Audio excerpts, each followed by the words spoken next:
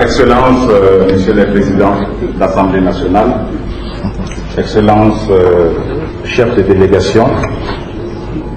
distingués présidents d'institutions,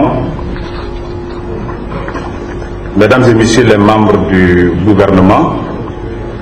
honorables présidents de commission, distingués participants, Mesdames et Messieurs, j'ai l'honneur de vous présenter le principal résultat de cette rencontre, la rencontre régionale de haut niveau des parlementaires de l'espace CEDEAO, de la Mauritanie et du Tchad, à savoir la déclaration finale. Et je dois rappeler que la dite déclaration a été élaborée et examinée hier par la plénière des participants et elle a été soumise ce matin à un huis clos des présidents de l'Assemblée nationale. Donc vous me permettrez de lire la déclaration. Je voudrais donc lire ceci. Nous, présidents des parlements nationaux des États membres de la CEDEAO, de la Mauritanie et du Tchad, réunis à Ouagadougou, au Burkina Faso, à la rencontre régionale de haut niveau sur le financement adéquat de la santé, le dividende démographique et les politiques de population de développement, à Ouagadougou du 20 au 22 juillet 2017, considérant que la capture du dividende démographique présente des avantages importants dans tous les secteurs de développement socio-économique, considérant que le capital humain constitue l'atout le plus précieux de toute société et que l'investissement à long terme dans le secteur de la santé est le principal facteur de développement économique, convaincu qu'une population en bonne santé contribue à renforcer la productivité et à stimuler la croissance économique et que l'atteinte des objectifs de développement durable par nos pays respectifs est fortement tributaire de la construction des systèmes sanitaires solides et performants, nous engageons. Les présidents du Parlement ont pris donc 10 engagements. Je vais vous économiser la longue lecture des considérants et des convaincus pour vous annoncer ces engagements. Sur le financement adéquat de la santé, les présidents du Parlement se sont engagés sur 6 points. Premier engagement,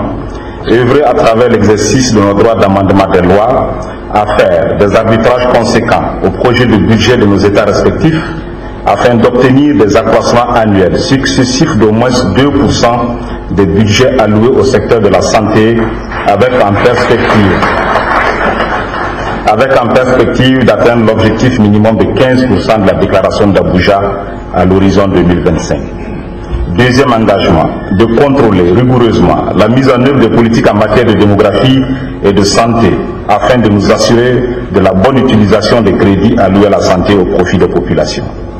Troisièmement, accorder une attention particulière aux problématiques liées au financement des systèmes de santé nationaux de nos pays à travers la prise en compte et l'inscription effective de cette question au rang des priorités de nos États respectifs. Quatrième engagement,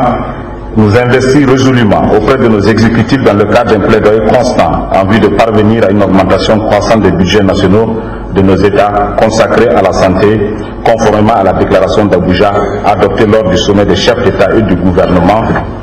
de l'OUA sur le VIH-Sida, la tuberculose et autres maladies infectieuses connexes tenues à Abuja, au Nigeria du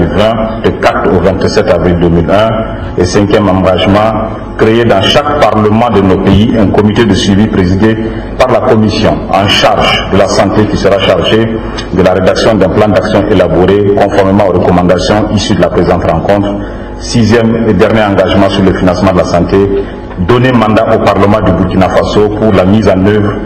pour le suivi de la mise en place effective des comités nationaux de suivi, et cela au plus tard le 31 décembre 2018.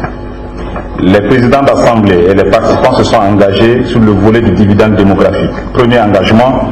œuvrer à augmenter chaque année au moins 5% les budgets alloués à la mise en œuvre des plans nationaux de repositionnement de la planification familiale.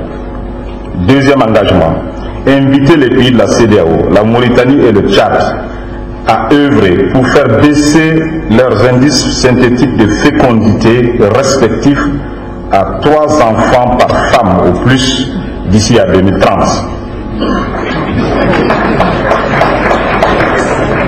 Œuvrer à ce que chaque Parlement organise un dialogue national sur le dividende démographique, y compris avec les confessions religieuses, coutumières et la société civile, d'ici fin 2018, et mettre en place un comité interparlementaire des parlements de la CEDEAO, de la Mauritanie et du Tchad sur le dividende démographique pour le suivi de nos engagements. Telles sont, Excellence, la substance de la déclaration finale. Je vous remercie.